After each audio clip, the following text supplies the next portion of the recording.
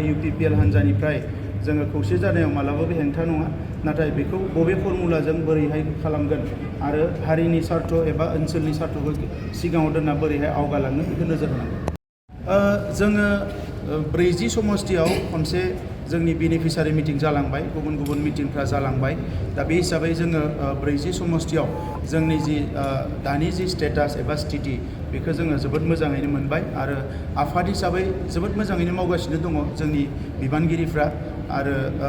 नैबे समाव बिसायख'थि फैदों हिसाबै जिखिनि बिसायख'थिखौ लानानै जि प्रिपारेसन बे UPPL हान्जा हिसाबै जोबोद मोजां वेल अर्गेनाइज सोलिगासिनो दङ आरो नैबे बिसायख'थियाव जोबोद मोजां जागोन जों बेखौ मिजिंथिदों। मानोना जों गोबाव समनिफ्राय खामानि मावबोदों आरो बे 4 बोसोराव थांनाय 17 बोसोरनि सरकार एबा बिनिख्रुइ गोलाव समाव जायफोरखौ थांनाय समनि MLA मन्थ्रिफ्रा मावनो हायाखैमोन मावाखैमोन, थांनाय 17 बोसोरनि सरकारा जेफोरखौ मावाखैमोन बेफोरखौ जोङो मोजाङैनो मावनो हादों। बेवहाय गोबां माखासे साननांगौ दङ, मानोना आगोलफ्रावबो बेबायदि माखासे इनिसियेटिभफोरखौ लादोंमोन, मालाबा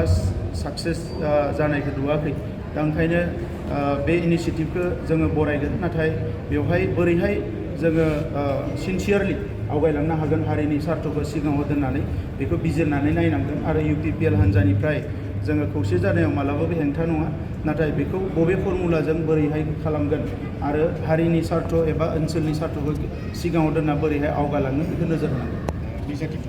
टाइम दङ दाबो, जेब्लासिम इलेक्सन कड अफ कन्डाक्ट नाङा जोंहा एनाफ टाइम दङ आरो बै समसिम जोङो खामानि मावलांबाय